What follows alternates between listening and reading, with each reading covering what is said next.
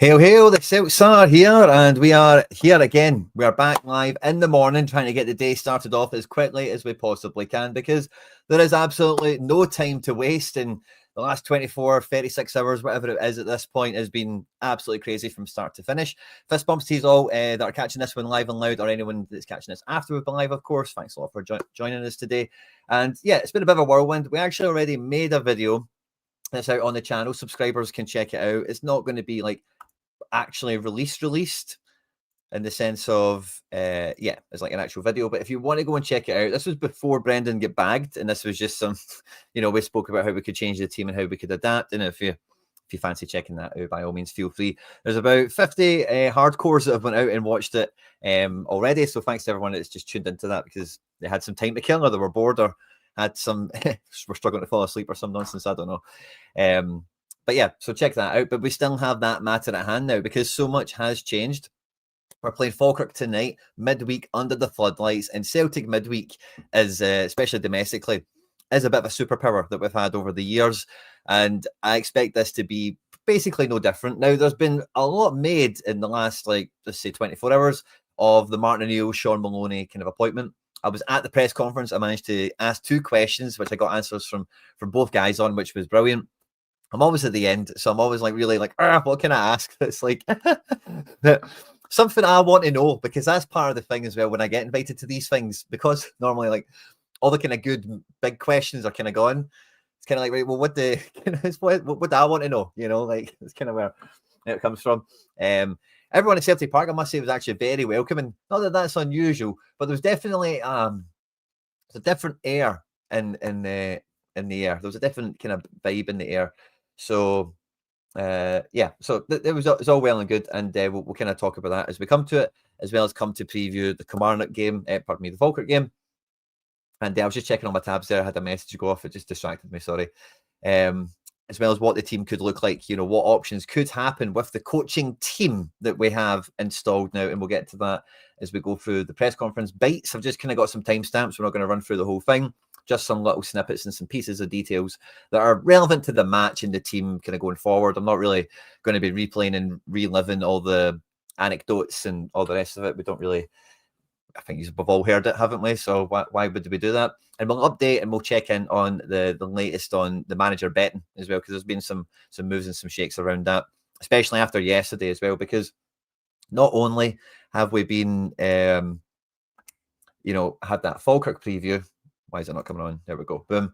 But also this week, we've had a lot of action on the channel. Yesterday, we went live and we went through a full, who could be the new Celtic manager, kind of what should the shortlist be? Who's out there? Who's the candidates? Who is in the frame? Who could be in the frame? What do we want?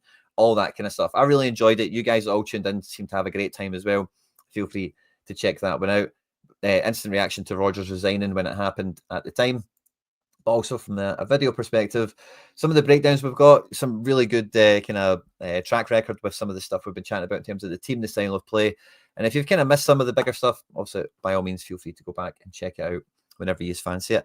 Great to see you all jumping into the live chat as well. Smash the like button if you can. Just helps us find some more Jungle Gyms to come and hang out with us as we preview the game, because it is entirely because of you guys and the support you guys give us, the content here, jumping into the live chat, hitting subscribe, leaving comments. The comment section is always on fire, and all the interactions we get across social media. Because you do that, Celtic send us an invite and we get to go at stuff, and really, thank you. So honestly, thanks to everyone who's here. Fist bumps on arrival. And let me know your thoughts and feelings. The Martin O'Neill thing is still probably the most divisive topic I have ever been involved in social media. The amount of opinions and stuff I talk about with a variety of clubs and Celtic and everything else, I've never had such relentless push. And I wouldn't even say it's relentless, because it's not it's one-sided or anything, but every post that's somewhat positive about Martin O'Neill just being at Celtic for a minute is I've never had anything like it, which is mad in its own little way, because it's interim. And again, now after the press conference, surely everyone can see, hear, and feel that this is immediate term. Like I've said, who's falling down the chimney, who's parachuting in, and it's the paint. It's Martin the Saint, Martin O'Neill. And so I've got some snippets here now. I want to go through the snippets in the press conference before we discuss the team, because I just think there's a lot of context that we need coming into this. And some of it you've probably heard, you've probably discussed yourself, and all the rest of it, maybe some of it not. And hopefully there's a nice little bit of a mix and a balance. By all means, feel free to chime in with anything. I do skip through bits of it with some of the timestamps we've got here. And if I've missed out something you might think might be relevant, by all means, feel free to chime in with it as well. And thank you very much. Wee Mog, appreciate it. I was a bit nervous, as I said, because I'm always at the end, and then it's like, so I'll talk about then what I was trying to say. So I appreciate the compliment. Thank you very much. And yeah, so the first timestamp I've got here is 1 minute in. I'm pretty sure it's Gordon Duncan that's the opening salvo here to the questions. And I just thought this was a great kind of pace setter or tone setter from Martin O'Neill right at the very beginning. I didn't need to be told about what's required about management teams at this football club. But yeah. Something that is totally lost in the washing of all this. Martin O'Neill is a veteran. Like, he's not Barry Ferguson off the radio. This is Martin O'Neill, you know, like, he knows the game. He knows the infrastructure. He knows, you know, everything. There's no surprises other than, like, yeah, time has moved on and stuff like that. And I get some of the, you know, the time related jokes, you know, that go around it, dinosaur and all that kind of stuff. Fine. But we'll get to some bits about that, by the way, that if you're listening and you're just, come on, man, it's Martin O'Neill. Who are you talking about here? So I love that as a kind of opening little piece for him. The next little part I've got is just before the 5-minute mark. I forget precisely what this is about, but it does lead into a few little quick successions of things, which we'll get into. I'm pretty sure.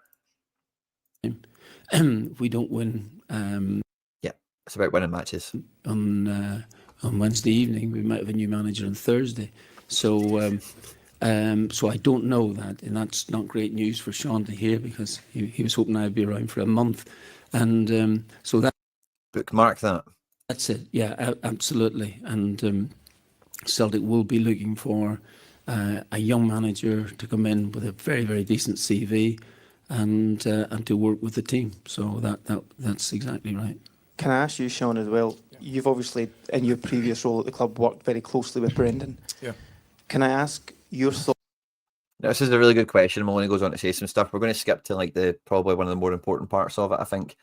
But I think this is, you know, Martin O'Neill is here to win matches. He's not here to try and get a job or go again or, you know, have one more dance. Or, you know, he's just here for, you know, can I just come in and, you know, make a positive impact, win another derby match, win 3 points, just get the place back up on its feet again.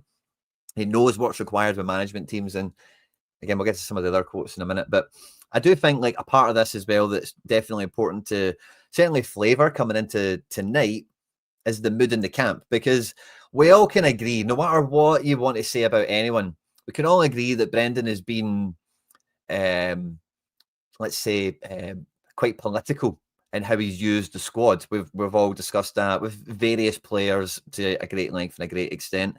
And, you know, again, we've all been in those situations. And I think most of us probably have been where your negative workplace environment, a boss, your colleague, you know, whatever it could be that just makes it, oh, I cannot do that I cannot go to work with that person. You know, imagine being a player in that position. Like, think about Battlequisha. He's been signed for like £5 million, star player in his hometown team, comes to us to win stuff. Can he get into a team that can soar a goal? You know, like, it must just be, you know, so there's a bit of that, you know, as soon as that happens, he flips out. As soon as like Rodgers flips out, maybe some of that goes with him. And we've seen this before with other clubs and other managers and much more, let's say, toxic situations. I don't think it's really got to the toxic level. I think Brendan has kind of, you know, seen the roadkill at the side of the road and just put it out of its misery. I think that's the way he's felt about the situation. Again, I heard some whispers and rumours we could hear from Brendan today. And I'm pretty sure, I need to listen to it again, by the way, but I'm pretty sure, I was listening to TalkSport this morning, and I'm pretty sure Alan McCoyster, Alan Brazil, one of them, did they say Brendan was going to be at the match at the weekend? I'm not too sure if I heard that or not. I meant to double check it, and I just kind of ran out of time listening to other stuff this morning before coming on my fees. But yeah, the mood in the camp is a big thing, because as much as maybe some of those players, like maybe, I don't know, a Bernardo perhaps, maybe even Trusty, like Trusty not playing the Hearts game was eyebrow lifting, you know, for me anyway. My eyebrow lifts quite a bit, you know. So, you know, there could be some things like that. Maybe Daisen Maeda becomes miraculously fit again. you know. So the next so we asked the question from Maloney about, you know, relationship with Brendan and training ground. You know, how is everyone? He goes on to tell us that he took training this morning. But if we jump to 6:20, is where I've got the kind of little note here where something I want to put into the context of everything that's kind of going on. Obviously, today was difficult, as you'd expect. Yeah, it was a turbulent day, traumatic day really for everyone, not just at the stadium but the training ground. So, as expected, yeah, it was a tough morning. Just finally from me, you worked with the players this morning at Lennox, then if they took training, is that correct? Yeah. What do you feel that the players need right now, and how is their mentality and resolve after what's been? Now, he looks like he's been greeting. You know, like he looks like he's been, yeah. And I've seen some excerpts round about some other interviews. I'm pretty sure they're released, maybe newspaper ones or something. So I'm not sure if they're out or whatever. But the sleepless nights, I think, has been on the cards here for Shaun Maloney, like from when the news broke all the way to this press conference. But it does look like, you know, tears have been shed and all the rest of it. A bruising couple of weeks for the team and then a sucker punch last night. Yeah, so if you take away the sort of previous 2 weeks, obviously, I was in a very different role. I think just today, as best as I could and the other staff, after speaking with Martin, it was just really try and bring them stability, a little bit of normality in terms of preparations for the game. And yeah, look, it's really difficult. The club have lost some brilliant people. That happens at football, but you know what, really quickly you have to turn that around, or try and turn that around, and try and get ready to prepare the team to win a match versus a good side. Yeah, so it's it's sort of, you have to separate both sides. A really difficult moment, and then you have to, unfortunately, you have to move on pretty quickly. Sure. He used the word traumatic at some point. I thought it was going to be in that little snippet, that's why I let it run a little bit longer. Apologies. But I think like it's totally underplayed and under discussed probably, I think, at this point, how massive John Kennedy getting sacked has been, or whatever's happened with that. Because again, for all the kind of like, you know, let's all call a spade a spade. Celtic fans, the community, do kind of characterise the ex-players that are involved in the club. Like a lot of you guys were like, oh, Maloney will be taking over as caretaker and da-da-da. And that kind of happened. And a lot of you think he's got eyes on the job. We hear in this press conference quite directly, he expects to return to his role, which is, you know, is great. You know, like we've always said with Maloney and that pathway manager, he's a great person for the job if he does it for 3 to 5 years. Like if he does that, then, you know, we were quite behind the appointment in that context. And, you know, that's maybe, you know, yeah, so it's kind of balanced, I guess, you know, because if it does go the other way, then I'm kind of with you. But if it doesn't, then brilliant. And John Kennedy has been at the club between player, coach, and everything else that he's done pretty much since the millennium. I think it's probably not too far off a stretch of the imagination. And Maloney references how bad it was at the training ground, how it was a terrible day. People were really upset. The leadership team, particularly of like McGregor, Tierney, AJ, Vickers would have been there, but he wasn't in the building, etc. I've really had to get them off the ground. And the training session was about a bit of normality, even without John Kennedy being there. And there is other quotes that I don't think we'll kind of cover, where he talks about how John Kennedy is very popular, a very talented coach.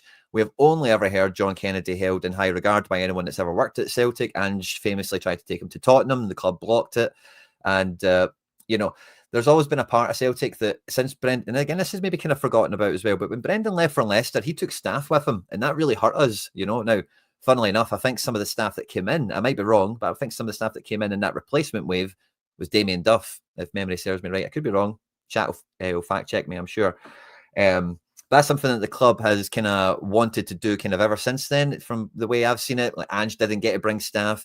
Eddie Howe wanting to bring staff was a point of serious negotiation when we were close to signing him as manager before Ange came in.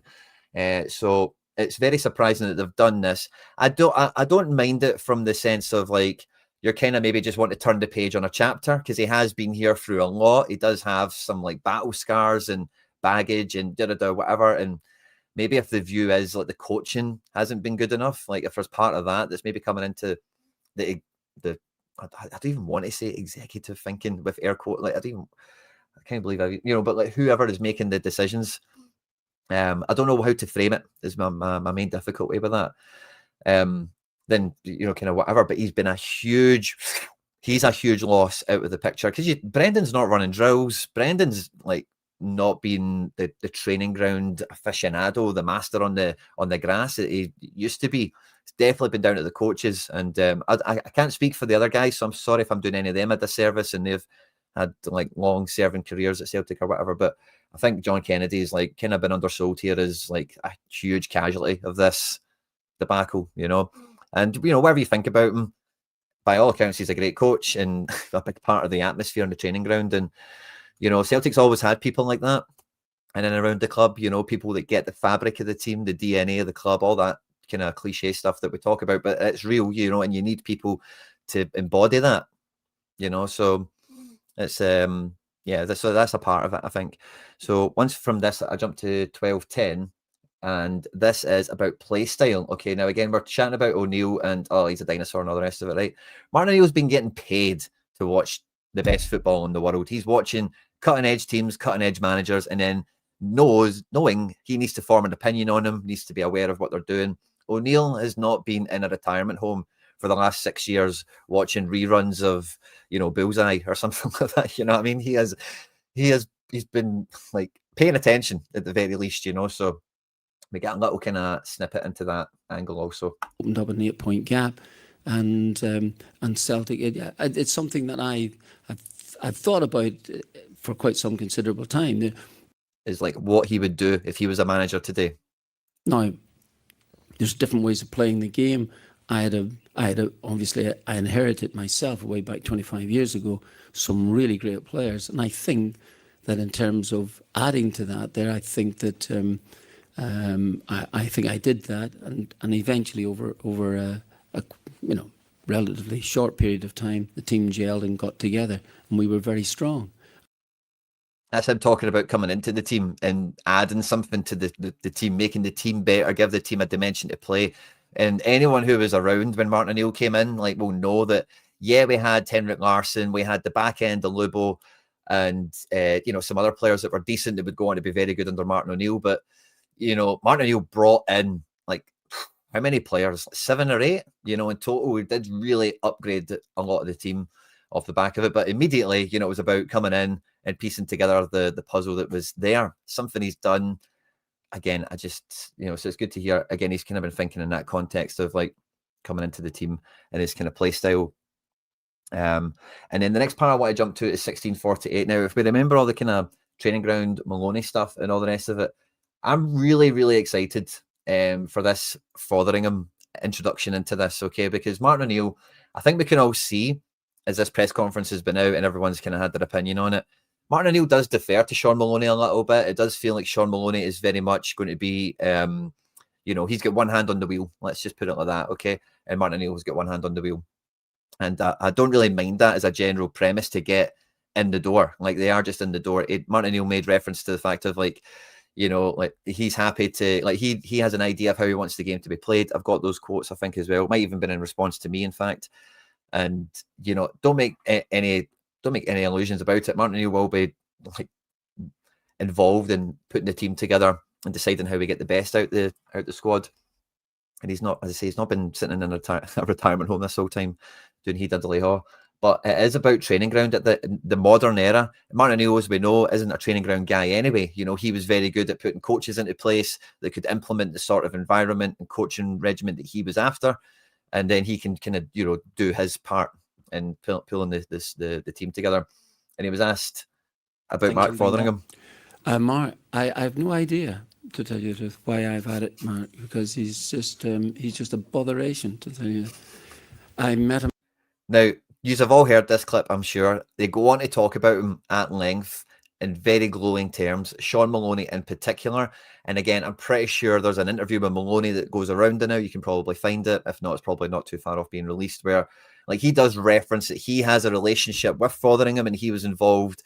And that's part of the reason why Martin O'Neill is saying, like, I don't know why I appointed him as like a joke, because it's kind of like, well, Maloney's probably the one that's pushed the boat out there, but Martin O'Neill does have a connection to him and it probably has authorised it also.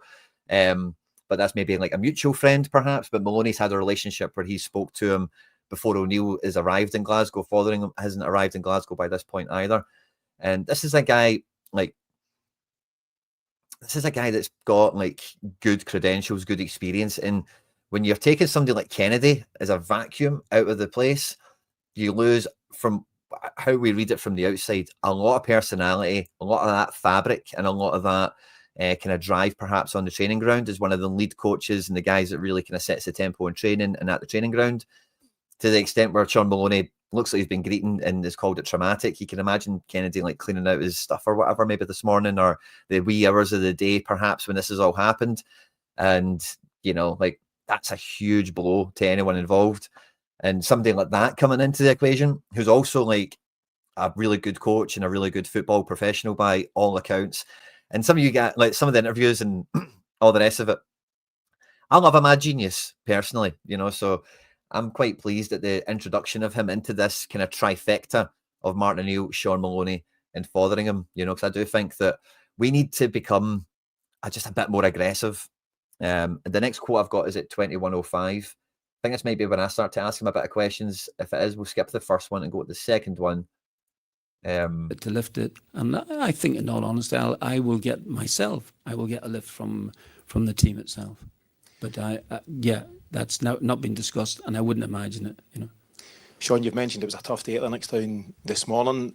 Who are the leaders in the dressing room? Who are the guys that you need to get on board with just now to take things forward between the group, yourself and Martin?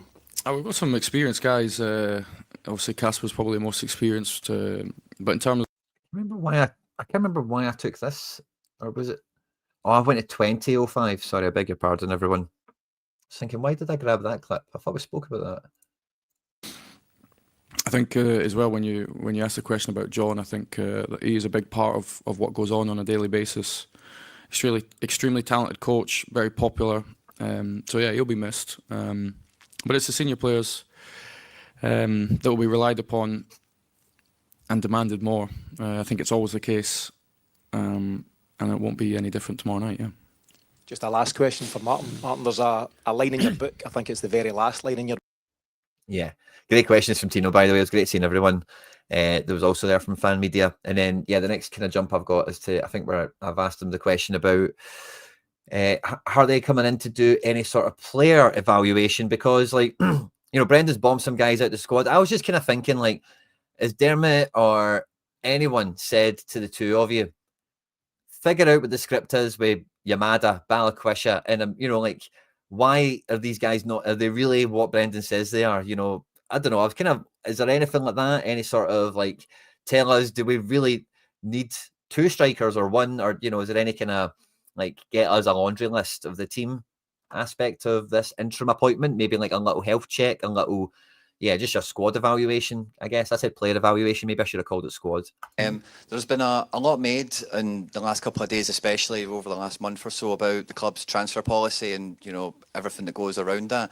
As part of the interim appointment of the two of yourselves, a little bit of player evaluation, as well as maybe assisting the club with any recruitment that is going on in the background since the summer window closed? From my point of view, no. Yeah, that's pretty much it. It's a non-answer. Another day, yeah. Last question for me is, obviously there's no time, you know, it's tomorrow we've got a match straight away. Shaun, you've been very, very close to the team and the club in recent months. Martin, maybe a bit further away. Yeah. The main thing we've been missing is like creating chances and scoring goals. Can we expect tomorrow night to see any sort of like tweak or change to approach from what we've seen in recent weeks, or will tomorrow just be a matter of steadying the ship first and foremost, do you think? I think that's a very good point. Thanks, Martin. Now, that was yesterday. They had a training session with Shaun Maloney where he's already told us it was about just trying to get a little bit of a normal session, a bit of normality into the equation after the emotional kind of turmoil of the previous couple of hours or whatever. So they've only really got today to, like, I'm sure they could go out to the training ground and like walk through some stuff. Maybe I do a wee bit of a jog and a shape, you know, and maybe, but I don't think there's maybe sit in a room and do some video chat or whatever, but I don't think there's really going to be much time to do any major tweaking. So I was interested if, you know, just really what they do plan on doing for tomorrow night. You know, is there going to be some sort of, do you know what, let's just play two up front, or, you know, something like that, perhaps? I will I will obviously rely on this young man beside me here as much as anything else, who would know the players far better than myself. It's all right watching players from a distance and you making up your mind about something, and you find then that when you arrive at a football club, and I've done this before, I've got a totally different viewpoint from a player. And so I will be relying on this young man. But I think that the very natural things that you want to have possession, you want to be able to try and create chances. It's up to us to try and do that, and just try and enforce your, I suppose, your presence, your personality on the game itself, which will not be easy for us. Possession, create chances, dominate the game. You know, that's the sort of attitude, that's the mantra we're bringing into it. And I was quite pleased I at least got that kind of thing out of him, you know, of what he's going to try and say to them before we come into it. So no kind of tell. He will be relying on Maloney to be telling him, like, this guy has been terrible this year, or this guy is the main guy, keep him in the team. I think that kind of thing will go on. I think for the most part, it probably points towards the team being somewhat safe and stable, and probably quite reliable. So I released that video. Again, some of you might have checked that out, and we'll kind of maybe repeat some of those talking points, because I do think the introduction of Fotheringham gives us the potential to start shaping up a bit more like a Bundesliga team. This squad, you know, it's maybe a subconsciously part of the reason I was so geared and had my sights set on Marco Rose, for example, because I do think like the minerals here, like with some of those kind of principles of play and just some of those kind of just styles, I suppose is probably the only way of putting it, would really suit this team in a lot of ways, you know, just because of the profile of player we've got in the squad and some of the just inefficiencies we've got that we need to stay away from in terms of the wings at the moment, that sort of thing. So I think coming into it tonight, I don't really think there's too much question about. It's probably going to be Ralston and Trusty that come into this one. Now, again, I could see Donovan maybe just about retaining his place if Shaun Maloney's going to back him up on this one and say, no, we actually need Donovan to go further on and beyond. He's got a good cross on him and he's been progressing well. Not too sure how that will go, but Maloney is pathway manager. I think that's probably it's maybe a little bit closer than I think it is, but I think it probably just will be Ralston just to get some strength into the team, impose yourself on Falkirk. I think Ralston can help you do that, I think, quite well. So this is also, I'm really glad you brought that up, and our ball dribbler. It is something I did mean to chat about, because I do think, like, Mark Fotheringham, is he like a direct, like, is he on interim as well? Because we have lost Kennedy, and then, so part of the, let's maybe pause this a second, right? Because the betting odds, Kieran McKenna has shot up to the top, right, overnight or into this morning. And a big part of the negotiations and a big part of the rumours that we're seeing at the moment is that Celtic are in negotiations and him and his coaching staff are going to cost like £5 million. And there's various rumours around that, those kind of lines, as it were. And like I mentioned earlier, that has been a hiccup for us. That has been a problem for us, is acquiring an entourage, you know, of coaches and paying them all the money that they want. So it slowed us down and ultimately allowed Eddie Howe to move away. And as we see, Ange, he came in by himself. And when Brendan returned, he came back by himself and then appointed a coach or two. And I think they were probably some of the casualties that we've seen alongside John Kennedy. So yeah, that's interesting to see. And then, you know, where does that leave Fotheringham, for example? Like if he is really effective, does that open up the door for like the Robbie Keane shout? Perhaps I'm seeing that gaining a bit of momentum. He's right down in the betting now, his second favourite. And again, like when we spoke about him yesterday, feel free to check out that stream. I'm not going to go into it in that much detail. Like, he's definitely got credentials, you know, but is he quite at the point of next step as Celtic? That was the main question mark I had, certainly. And then I seen that Nicky Hayen was in here. Nicky Hayen, if any of you don't know, is the Bruges manager. And I thought, you know, if we were to try and big boy it and like headhunt from, like, I guess a competitor, you would call them at this point, I could get behind it. Yeah, I'm not really sure he is all the way like the secret sauce of Bruges or anything like that, but certainly similar points to what I made with some of the other candidates. Like, we need a bit of Bruges, Dortmund, Salzburg, Ajax. We need a bit of one of them, something like that in the building now, I feel, just to, you know, get us into this kind of era of football that everyone's kidding on that we're in at the moment. Great to see you all in the chat. fist bumps to you all on arrival. If you are enjoying the stream today, please do hit the like button. If you're watching this after we've been live, the like button is just as valuable for you guys. Thanks very much. So I've got a feeling that the back four kind of picks itself, and I also would put Tierney not playing this game into that equation. Tierney's played 390 minutes in a row, and I just don't. Martin O'Neill and his divine powers to one side, I don't think he's going to get Tierney to start this game. I just think it's unwise, and I think anyone that's has been anywhere near the medical department, the fitness coaches, whatever, will be saying no. He is like out of this one. He has been. I can't imagine it. Like I've been shocked every other time he's played in this little run, so I'm open to being shocked again, I suppose. But it would be wow at this point, And with the derby at the weekend, why risk it? With everything else that's went on, I guess is ultimately where I fall on it. McGregor is going to be a mainstay, but how McGregor will be played is maybe one of the things that could change in this one. Because I don't think we're going to redevelop the defence. I don't think we're going to try and reinvent the wheel, reimagine anything. But midfield could be very quickly where you can reform a bit of the team and create more routes to go, more attacking routes of play. And I think maybe because if you think about O'Neill, like, would you be surprised if he just went Bernardo and Engels in here and then built a bit of an attack around the rest of the players thereafter? I'm not too sure I would. Now, kind of on the premise that Hatate still isn't like in a good spot, and doesn't really, who knows? Again, Hatate could just wake up and be back to being his best now that Brendan's gone. You just never know. It's really hard and that's probably the huge kind of unknown element of all of this is the details of the plot, how it's went day to day. So I wouldn't rule something. Would you call that left field? I would think it is just out and out. Like take McGregor out of the defensive area of the midfield and get him somewhere else. I've been harping on about box midfields, and I think like McGregor and Negren up here would be pretty fun. I'd love to see Balikwisha and Negren given some sort of opportunity there. You maybe then lose Bernardo for Engels in that situation, which could be fun.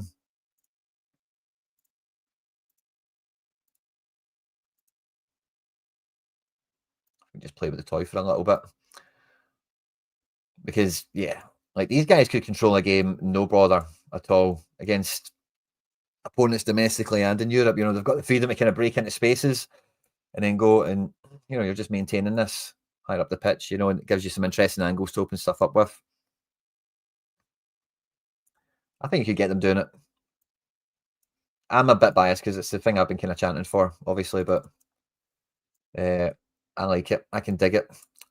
Is there anything else that could be done? I guess beyond just maybe McGregor Engels, that's maybe the safest thing if you were to like out and out try and predict it.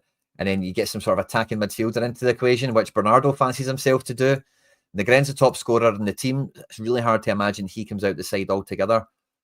And, I wouldn't rule out like a McKeown kind of wild card element, perhaps, maybe as a left-footed right winger. I just really can't help but feel that either we get something like Balikwisha starts maybe like up front or in midfield somehow.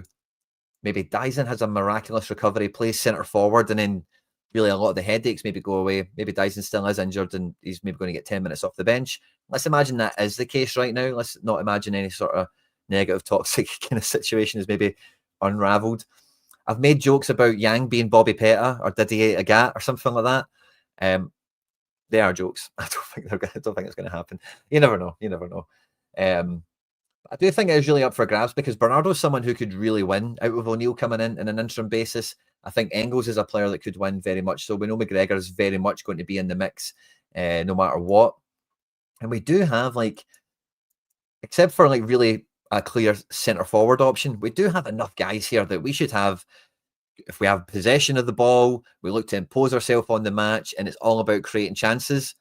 We've got guys here that like to do that, and is there a way of at least getting them into the mix? Now, I'm not trying to totally throw any of the strikers in the bin at this point. Johnny Kenny is the only recognised centre forward for Europa League, and really all the way to the end of the January window, that's an important detail to be thinking about in terms of how ready he is to play minutes, because as we've seen with Iheanacho, I don't think he's actually that far away. Let's imagine he's back in a month or something, but that could happen again in 6 weeks from now, and then you're back to square one. And if you've got used to using Iheanacho, could you try and get the best out of somebody like Kenny or Shin, of course, but domestically it's kind of Shin's limited utility, I suppose is probably the best way of putting it at the moment. And Osmond, if Brendan was still in the building, I guess you could maybe discuss him coming in as like maybe some sort of other audition act, because Shin didn't look the part really against Hearts, to be quite frank. James Forrest was a big part of the whole like getting together with the training ground stuff. Hasn't started the game in forever. I could really see James Forrest starting this one at right wing. It wouldn't surprise me one iota. And I think maybe if you take Martin's, he made some wee boy, he didn't quite make wee boy comments, but he said like men, and the team hasn't really been about recruiting those types of characters. I think you would see Forrest as being one of those kind of characters, similar to Ralston, although not named in the press conference, McGregor, and probably the likes of Bernardo and Engels, maybe a bit more so than Hatate.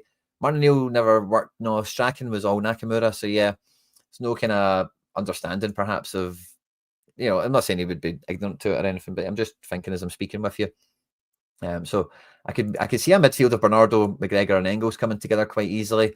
Now, people that we spoke to at Nordisland, in terms of fans and stuff like that, people that watched them, said that they tried Negren at centre forward. Other people have also reminded me he did try centre forward in Holland. And anyway, the people in Denmark said it didn't really work for us. He does get into the positions. You can see why people would try it, but apparently at other clubs it's not really worked. Could Martin O'Neill be the one that, or Fotheringham or Maloney, could one of them have the secret sauce to maybe just have him as like a false nine type situation? I think Balikwisha could do a great role in at false nine, or even just straight for Hatate. If you want to just, if we have done like the same training sessions, we're keeping the same tactics, and you really just want to refresh the squad, I think you could just put Balikwisha in the Hatate role. You could keep Negren at right wing, keep Tunetke at the left, and then you're probably talking about keeping Kenny in that scenario.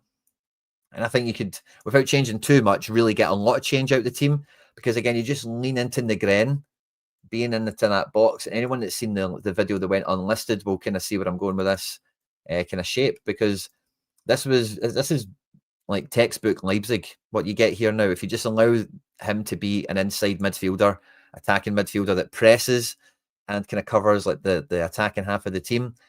And then in this mixture, Tunetke is your Werner, your Nkunku.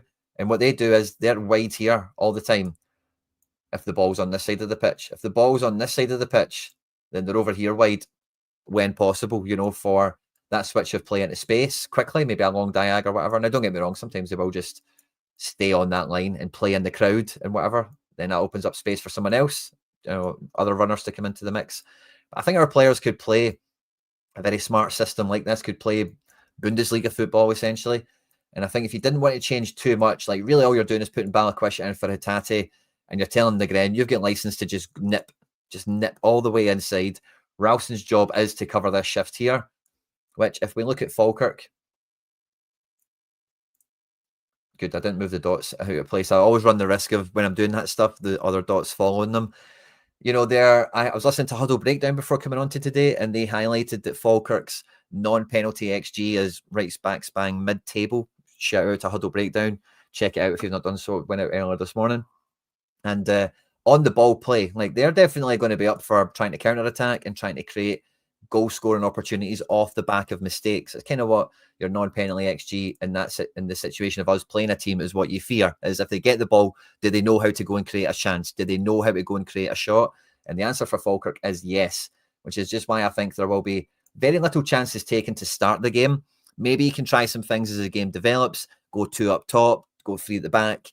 I think some things like that might happen in match. But I think to start the game, you're probably going to see something not terribly dissimilar from what we've been doing, but might just have a spin on it, might just have that extra.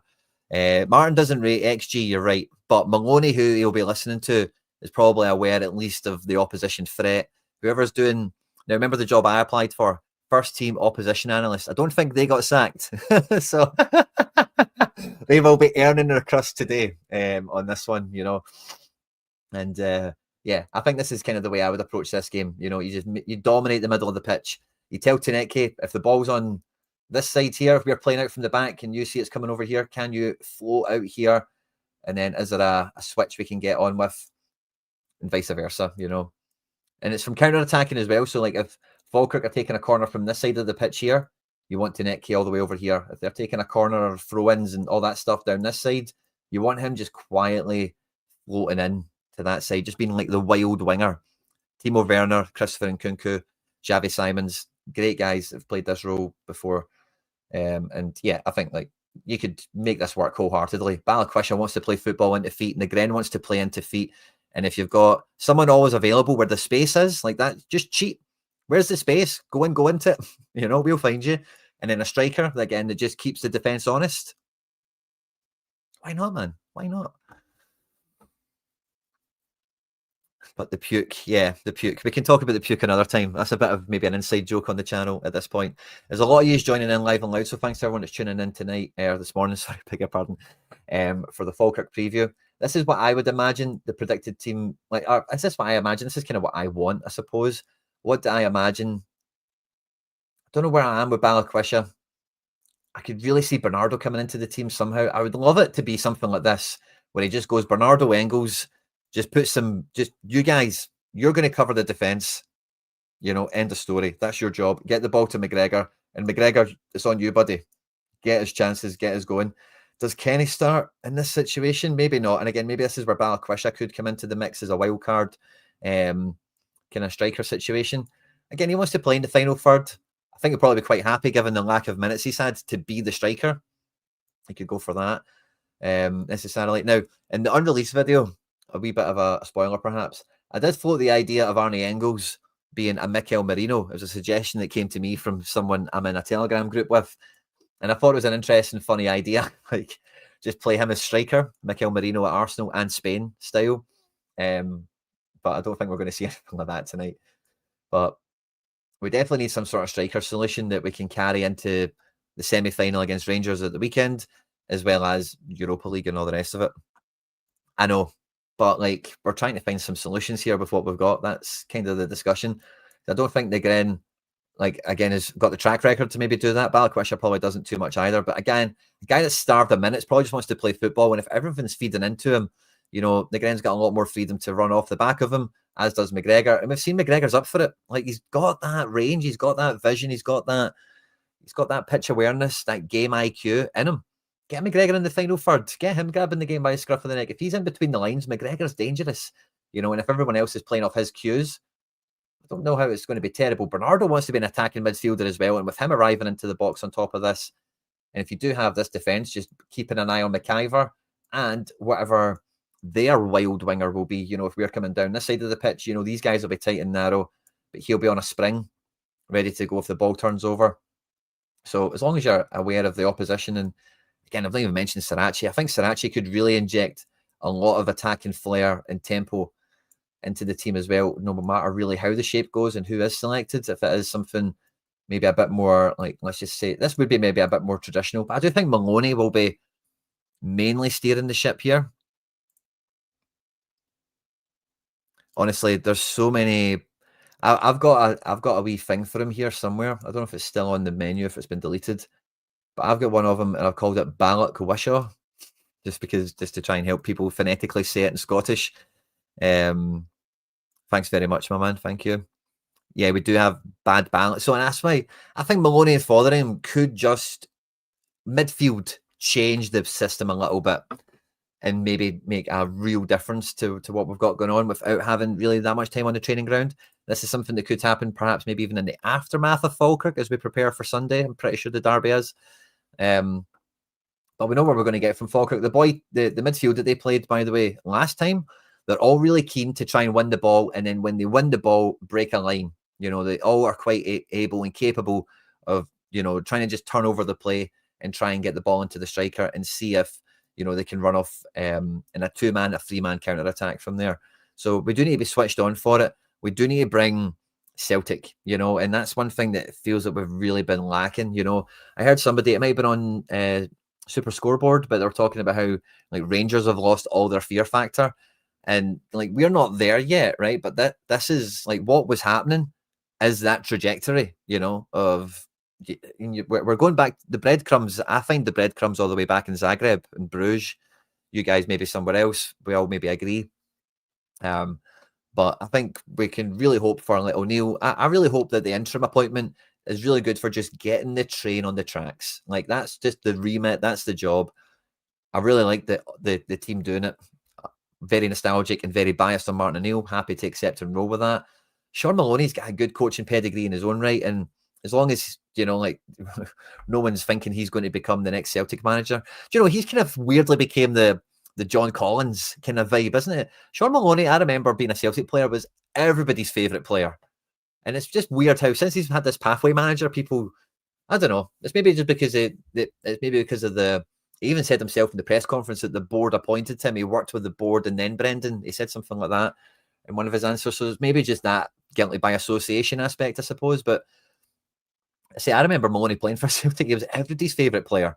And he kind of gets forgotten about in that whole how many players the Celtic produced, because he was one of our own. Yeah, he is one of our own, you know. And then you add the Fotheringham character into the mix.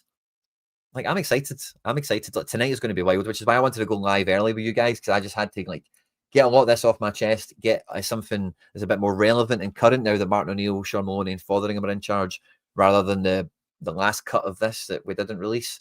So this is kind of my thoughts and feelings on it. If you were to ask me to bet on the team, I probably would end up with something like this. Personally. I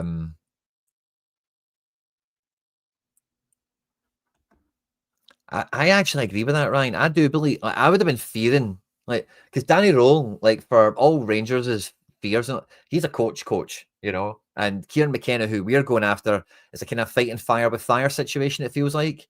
But obviously he made it to the Premier League on his own merit. Rowe's maybe got a more illustrious pre-managerial CV. So I guess that's maybe where some of the logic of the backroom at Celtic picking McKenna. But yeah, I would really like to see something a little bit different. Like I say, if Dyson's somehow miraculously lost Rogeritis or whatever was wrong with him, maybe he comes into right wing. You could maybe see Negren still playing in midfield, maybe with McGregor. I don't know. There could be maybe some other different things that happen if Dyson's back available. Maybe Dyson plays through the middle. You keep Negren on the right. He's got a bit, again, the ability to nip in tight and narrow and just support Dyson in the press that he's doing. You hold Balikwisha out wide in that kind of, you know, formation set that we spoke about before. But this could work very nicely, you know. There is solutions here, man. And I think, like, some of the people that are like Fotheringham and Maloney, I've got the scope. You know, Maloney's worked with Belgium. He's also had his own career in his own right. He's not a novice, you know. Again, we're acting like it's Barry Ferguson again, you know. Like, these guys have got credentials to some extent to be interim. Get the train back on the tracks, man. You know, there was the joke about Maloney wanting them to be there for a month. I think Maloney wants a wee crack at the whip. I don't think there's any shame in wanting to have a wee shot at it. You know, like, for a couple of games. If you know you're an interim, like, can we at least get 4 games, you know, and try and build something into the team and try and set them onto a path with the players that are here? I can get that as an ambition, you know, as like a personal, like, they give you the job. You don't want to do it for one day. Like, realistically, you look at it and think, oh, well, if we could do it for a month, that would be fun, you know. Like, and Martin O'Neill kind of, you know, like, obviously it's not a holiday camp. It's all about winning. But again, like, I think that's just a realistic kind of thing to think about and talk about.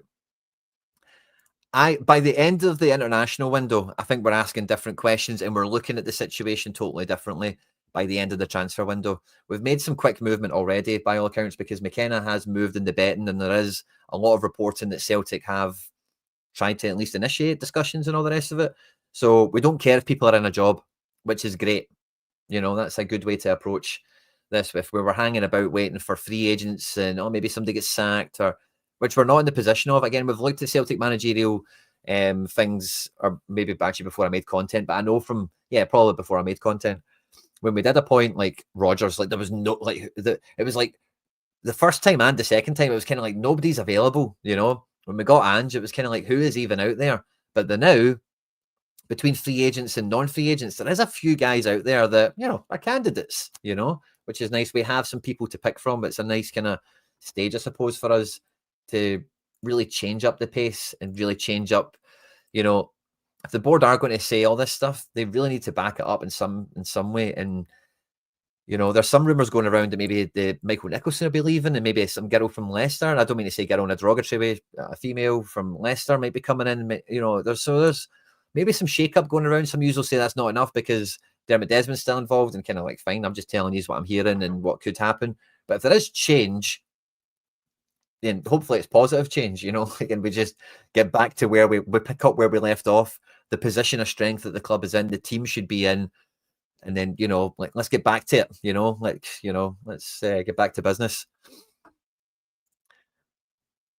Exactly. Marco Rose for me is still top candidate. We've not really been openly linked to him in the press. And this is something I did also want to add into the chat, right?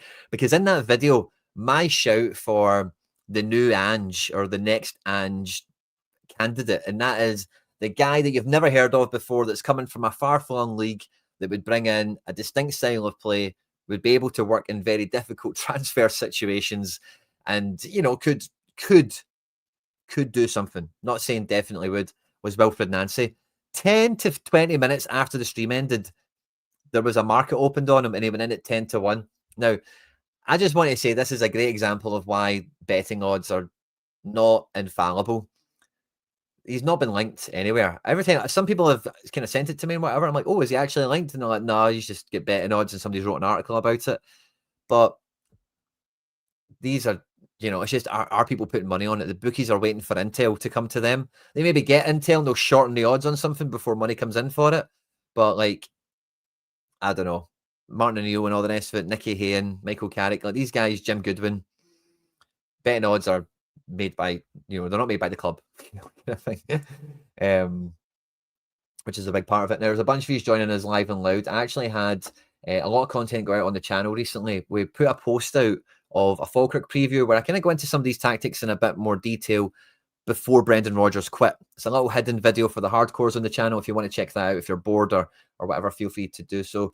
We went live yesterday and we did a whole who could be the next Celtic manager stream. So if you want more details of stuff, who's out there, the options and all the rest of it, check that out, as well as a kind of live reaction we did to the resignation and everything else. It's been a whirlwind day or two.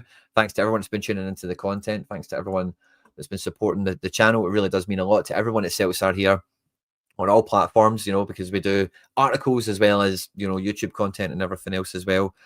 And again, like I said before, I'm invited to this stuff, or Celtic here is invited to this stuff because of you guys tuning into the videos, hitting the like button, leaving comments, getting involved in the conversation with where Celtic is at. And like I said the other day, we're all level-headed people. We're all here to talk about both sides of the fence and kind of find that middle ground where is the middle ground? Is it bang in the middle? Is it a wee bit more on this side? Is it a wee bit more on that side? Or, you know, how things go out. So maybe a wee bit more of the drama to come with, like, Brendan Rodgers rumoured to maybe have some sort of retort in the post, as it were. And maybe that'll rumble on. But for us, it's primarily about the football. And tonight it's going to be very interesting. You know, it could be absolutely anything that goes out here. Like I say, I can't really shake the fact that Forrest maybe comes in. I can't see he's dropping the top scorer. Is this maybe one of the more, and again, I've got Dyson here as centre forward. Is this maybe one of the more likely, and this is just like a total just adjustment of midfield. This is the one that I definitely want to include this in the video. The number one thing I want to see is our midfield playing football together. Our midfield actually passing the ball to one another and then moving into space and trying to pull a team apart as a midfield three, rather than the whole getting them split across the pitch, put one of them up front. And I don't want to see that tonight. I want to see, like Martin O'Neill said, build possession, dominate the ball. We're going to have our midfield close together. That's one expectation I really do.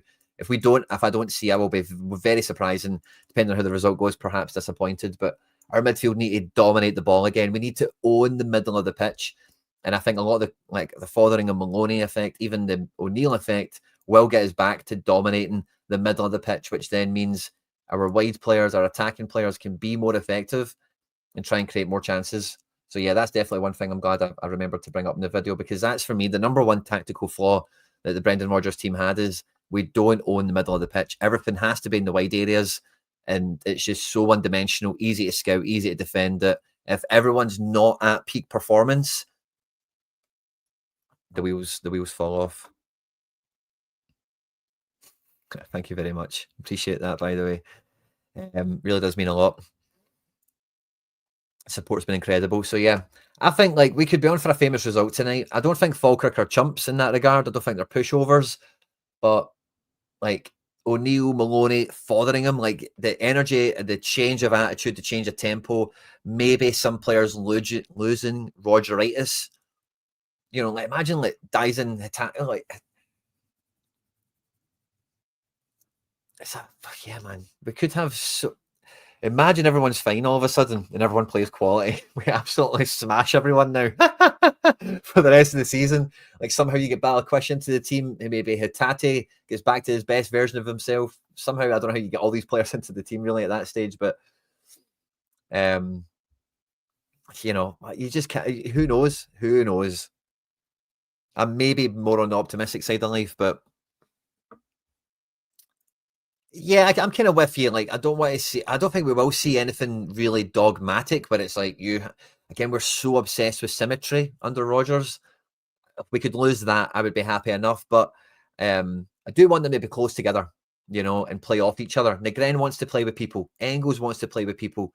And I think when they get together, we're going to see some good football quite quickly, by the way, because again, if you've watched Celtic, and I don't say this to be disrespectful, but I'm just being sincere. If you've watched Celtic more than once under Brendan, like everyone is pitched across the pitch, pitched across the park. No one. And it's like, oh, brilliant. We get the right back really high. Now we've got 3 guys over here to play against 4. Brilliant. And then we're going to swing it in, and you know, maybe it's not quite the centre back all the way out here. But then it's like, right, brilliant. Somebody beats the man here. Now we've got Kenny against 3 defenders. Or whatever, you know, and it's just not good football overall, you know. It's not dominant football, it's not Celtic football. Yes, we want wingers, we want line dancers like James Forrest, guys that can take it tight on the line, do a guy on the dribble, put the ball in, fine, but that's not like everything has to go to make that happen, which is the way we've been playing, particularly with Taneki, man. Taneki's been put on the ball more than anyone I can remember in recent weeks, and you know, like, no harm to him. I'm a fan of what I've seen of him so far. I think he's got big potential at the club. He's not really done anything yet, you know, and he's been totally put on the ball like he is the saviour. He needs help. He needs people to play football with. He's not a one-man dribbling machine. Maybe, by the way, and see if that is the case, then, oh yeah, Celtic will need to pay me to stop, won't they?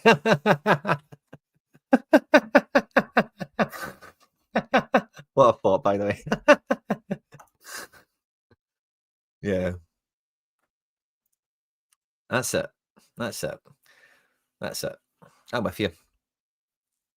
Exactly. Exactly. He left Celtic and was a top Premier League manager. And how did it fall down at Villa? Yes, he stopped spending money. Could you have said back then he was maybe a bit checkbook managery? Okay, fine. But I think we can all agree for the Premier League and for getting Celtic into Europe, of course you're going to spend money. Like, why is that a problem that he needs to spend money? You know what I mean? That's kind of our life at the moment. Of course you're going to spend money. And if you don't spend money, then what a surprise it doesn't happen. You know, it's kind of part of the reality of football, I think. So, yeah, I think O'Neill is, again, he's watched a lot of football. He's been thinking about, you know, how would I be a manager in today's game? It's something he's had a lot of time to contemplate. He's got good support. He's got people around him he knows. The team, like, we can talk about how badly, have we got the depth thing set? I'm going to try and save this as in case we want to come back to it before I go. Celtic 3. I think I'm about running out of puff. I'm not sure what else we'll talk about once I do this, but we'll come back to this in case we need it. But if you look at the depth of the team, of course we know it is like super lopsided and imbalanced. But I genuinely think we've got a great little batch of guys coming in for interim that will just like forget the baggage, the problems, the drama, and just go, right, this is who we've got. How do we make this work? And surely it's playing more mids. Could be a diamond. I'm saying a box. Maybe I'm trying to be fancy, right? A diamond midfield, whatever you want to do, get more midfielders into the equation, just dominate the middle of the pitch because all of our midfielders want to go into the box. Fine, bring it on. Brilliant. Yeah, I'm with you, Frankie. I've just got a feeling this is a Forrest game, isn't it? James Forrest is going to start right wing. I can feel it. There's so many weird ones in terms of like, how do you not start the top scorer in the Gren? So what save did we have that on? Sorry, number 4.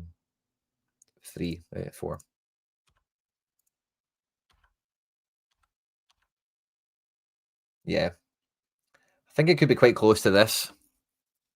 I really hope McGregor's not still in here. Just maybe a bit soon to adapt McGregor. And I could see that. You just put McGregor in here, set up the attacks, and everyone attack off of... Oh, imagine, by the way.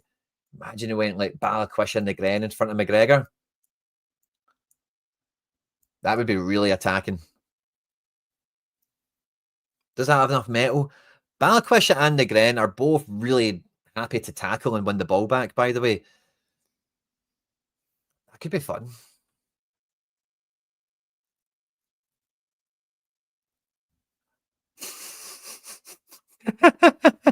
Don't encourage me. Don't encourage me. But yeah, I think there's just a few question marks, isn't there? I think we can all. It feels like a Forest game, doesn't it? Just for that, like steady the ship element of we've got Falkirk at home. This is the benefit, and again, I don't think I really said this on any videos, but I didn't really have much of a problem of. Yeah, I kind of tried to mention it. Of course, like people are talking about the whole Donovan Murray thing at Hearts. When Vickers and Johnson are injured, I don't mind one of them coming into the team. Like, really, when else do these people come into the team? James Forrest, like, when else are you going to play James Forrest right wing? We're at home at Falkirk. It's kind of battle stations. It's emergency situation here. And we just need somebody that knows how this script goes normally and can at least set the tempo, get the game going for us, and maybe use somebody off the bench with more legs and energy later on. Maybe you change the shape a little bit. And same with Ralston, again, as well. Like, you know how this script goes. You've been here before. You know the spaces. And Ralston can attack. We've all seen it. He's got that in him. He can put a good cross in. But part of the problem is, like, it's just not been harmonious. It's just probably the best way of summing it up. So it feels like that's probably the protocol that will be used here rather than something totally different. Could see something totally different, but it's just... It would probably depend on the players. If the players were like, we are right up for 3 at the back, by the way, it could happen. I just think there's so little turnaround time. We've already know that the first Maloney session was like, standard diet stuff or standard menu. They've only really got today to discuss it, maybe walk it out on the pitch before the game. Yeah, and I think like you can still like try and get to that like, okay, we'll just take him off just for, let's just put maybe Engels back into the mix here. If you did go proper like box midfield here, you can still have that, or even, depending on how you want to work it, you can do, with Sriracha, maybe you have Taneki. Taneki doesn't want to play this side, Roger says, fine, but like I say, like if you've got the right system, you can make this work with people. Sriracha will give us good kind of width and penetration. I think you could get Ralston to hang on one side to kind of give the illusion of it, to keep them honest. And I don't think that'd be much of a problem. Scales and Trusty are going to have McIver to deal with, plus a runner, which if we've got recovery runners, like that's defendable. That's when you're looking at Martin O'Neill and that's what you're expecting him to demand of them. Like that's when you Johan Malby up, there's 2 of you versus a striker. One of you pocket him, one of you cover it, That's how you work it. And if there's a runner coming on, different story. If the ball's starting out wide, different story. But again, these are hardened centre-backs. Do your job, man. Easy for me to say. I know. And I hate saying stuff like that. So as soon as I say it out loud, I need to catch myself. But, I'm excited. I could see 3 goals in this game. I could see a clean sheet in this game. I've got really no idea how we line up. I don't think I can really do a lineup prediction as such. I kind of spoke about all the options I think that are available, even to the extent where you could look McKibben be some sort of mad wild card element into this team. Again, very positive, very front-footed. I feel like Bernardo's got a part in the conversation. And yeah, does Dyson come back from having some Brendonitis, perhaps?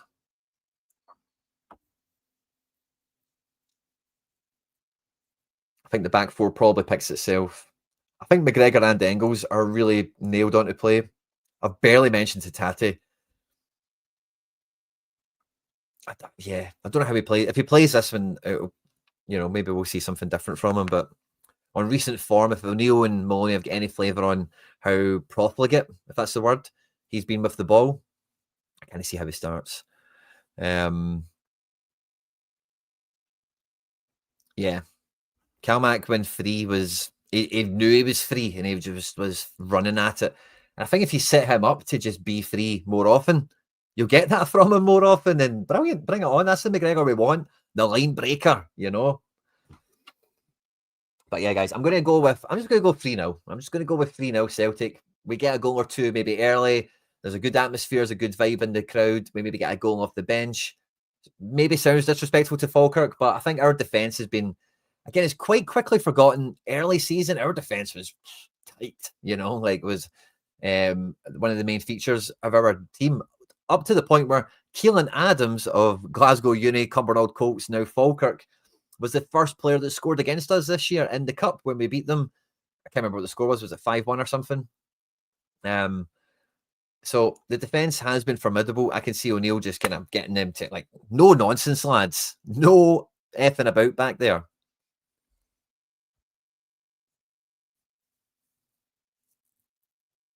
Wing backs for width, yeah, and that maybe does lean into 3 at the back, Sugarman. Wing backs for width. Let's talk about that, because if we did do that, you're talking about keeping Murray in the fold. You'll put Scales in the middle of the 3. That could work. And then, so what's the... We've got an extra body on too much. So let's just take Balikwisha off the page for a second. So you're maybe looking at, like, again, box midfield. I could get behind this. Taneki's got the freedom to go wide or go direct. Negren wants to be in here anyway. You could even take this out for Taneki and make it Balikwisha. Get the width from Sriracha and Ralston. If Dyson's fit, this is amazing.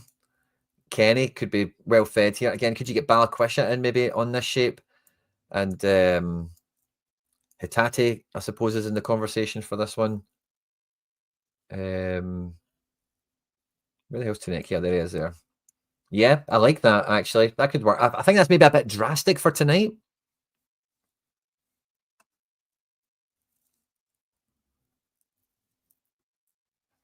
I actually don't write anything on the channel, personally. So if you read it on, like, the website, check the offer. Huge credit to whoever it was that wrote it. I don't write. Sorry, I'm only on camera. But I think sometimes maybe transcripts can be published into blogs. I don't think I've said anything directly, but maybe I have. I don't know. Yeah. Oh, by the way, now there's been a lot of chat for Engels at right wing back, and I again, we've spoken about this on the channel. I think this is more with a lopsided kind of midfield situation where he's like, because he's not a wing back. You don't want him bombing up and down the line, providing width. You just want him being like Beckham, essentially, just a right mid, you know. So I don't really think right wing back is an Arnie Engels move. But Rio Hitate at right wing back, by the way, because Hitate loves picking up the ball in these pockets anyway. He wants to be facing the game. There's no two ways about that. That would be boss, by the way. Strangelove the Doctor, what a shout, by the way. That would be something else. Does he really have the... I suppose, man, we've pitched him out kind of like hanging out on the line a bunch of times when Taylor would be the one making the inverted run. Like, Rio would be out on the left. We would have the left winger going on here, and then we would have, like, Taylor coming in. They would make a wee triangle, and they would run off each other like that. So I could see Hitate being posted out there. That wouldn't be bad, by the way. 2 of his best performances for Celtic were at right back in a 4-4-2. You might remember one of them was against Hibs. I forget who the other one was. I wouldn't be opposed to that, by the way. It would be a wild card move. Donovan's also a contender for this.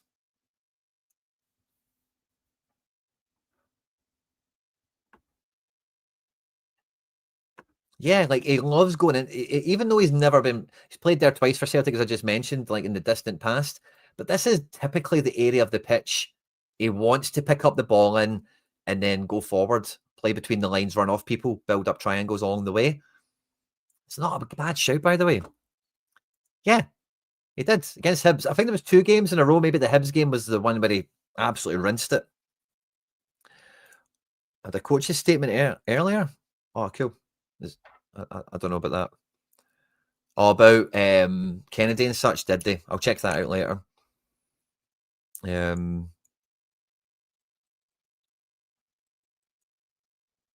But yeah, I think there's still a big question mark with centre forward. I've just left Balikwisha on screen here, but it could be Shin. I could see O'Neill just saying, no funny business. Shin is the quickest one of the two. Like, he looks like next level electric, doesn't he?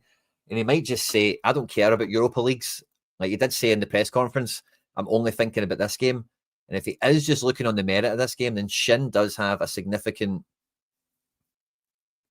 chance to play because he has just pace. And if O'Neill fancies that he's going to be really good at just attacking a post and just nipping into areas, if we're going to be dominating the ball and pushing Falkirk back into their box, and you want him to be that kind of guy playing in the blind spot coming off the shoulder, you might see him play. Wouldn't rule that out. He scored 2 against Dundee from left wing back. Is that what it was, Rebel? I'm sure one of them he played right back. Maybe it was left. I could have swore it was right. Because stuff might happen. Stuff, like interesting stuff could happen. The team does have a lot of potential to kick on. Do you remember not that long ago on the channel, it depends how long you've been subbed here, under Ange, base was we score 3 goals. Like we were scoring, and if a good game happened, we scored 4, 5 or 6. Now, the amount of times we got to 5s and 6s was normally a topic. You know, like, oh, we've not scored 4 goals in a month, you know, like in one match. And where we're at right now is like we've got less than a goal a game. Like it's so far below. Like we should be. And again, that's something I think everyone's forgetting. And I get that Brendan isn't the only culprit, but all the defense of Brendan, like the team is falling apart, man. You know, like we used to be. And that's for teams like us. And when we want to look at contemporaries on the continent, that's the standard is when you're dominating domestically, you're scoring 3 goals a weekend. When you're scoring 3, 4 goals a weekend, like the Bruges, the Benficas, the Fener, you know, these other teams will do domestically and then have a successful year in Europe. That's part of the bar. That's part of the barometer. Are they absolutely slaying it domestically? Because if you can be like a Ten Hag Ajax and be spanking everyone 5-0 at the weekend, then see when you take on one of the big teams in Europe, you know, if we get enough, like we can score goals, like we can get into the 18-yard box and hit the net. So we might get less chances against these guys, but we're on it. We're converting. We're, you know, pulling out magic sometimes as well. And we are so far from that, you know, and it feels like there's not really, you don't need to do that much, I don't think, to get a bit more of a click back into just chance creation. And the guys are hungry enough, and we know that enough of them are good enough where we need to get back to scoring 2 goals a game as like base, like cool. And then we can get back to working it up in that regard, you know. When was the last time we smashed somebody? I think it might have been Falkirk in the Cup, that 5-1 or something. But like we spoke about in different intervals, like some of these results have patched over how one-dimensional we've been at times. I'm very optimistic that the coaches involved that have came back in, along with Martin's kind of how he just wants to, you know, get the fabric back into the team in an essence. I'm really hopeful how we can get back on the tracks quickly here. And the McKenna appointment is probably what I'll finish on here, is currently still under evens, the bookie favourite to come in. I think he'd be a great coach to come in if we do get his coaching department as well. And we really just take no nonsense, like bring your guys, bring them all, no excuses, get the job done. Take us all the way back to where we left off and then some. I can get behind this very quickly. Marco Rose is still my favourite for it in terms of profile. I kind of get Ten Hag out of my head, and I know that's just stupid, and I've got no reason to like him, really. I hate Man United, you know what I mean? Don't think he did a particularly good job, but I just think, like, you want guys that have, like, he took Ajax to a semi-final. He knows what it would be like to take Celtic to a semi-final. That, you know what I mean? I kind of get that out of my head. And Rosa is kind of similar as well, but maybe at the Bundesliga level rather than Ten Hag being like Eredivisie level, and you know we don't even need to talk about his Premier League credentials. But McKenna, like, I think can maximise what we've got, and then it's about can he move us on? That's maybe the question mark part. But yeah, maybe we'll only get O'Neill and Maloney for this game, because if we're signing McKenna, it feels like we're clutching them out and we're bringing them out and we're bringing them to paradise. You know, would you give McKenna the derby match at the weekend? The Spanish guy I liked is Inigo Perez, the Rayo Vallecano manager. I kind of go into it on the manager video from yesterday if anyone wants to catch that in more detail, but Inigo Perez was his name. So yeah, interim might really mean interim very quickly for everyone who's kind of like, how can you be positive about a dinosaur? If he beats Falkirk 3-0 tonight and then we get McKenna on Thursday morning, Friday morning, or maybe even after the derby, you know, like, it's an interim. Let's just get behind it. Should be a big one tonight. I'm going for 3-0 Celtic, and let's see how the managerial hunt progresses from here. Thanks everyone that's tuned in live. It's been a bit of a longer one. We've had a few bits and bobs to go through in the topic. Really appreciate it. If you're going to the game tonight, travel safe, have fun. And yeah, fingers crossed for a big performance for Celtic tonight. And yeah, won the hoops.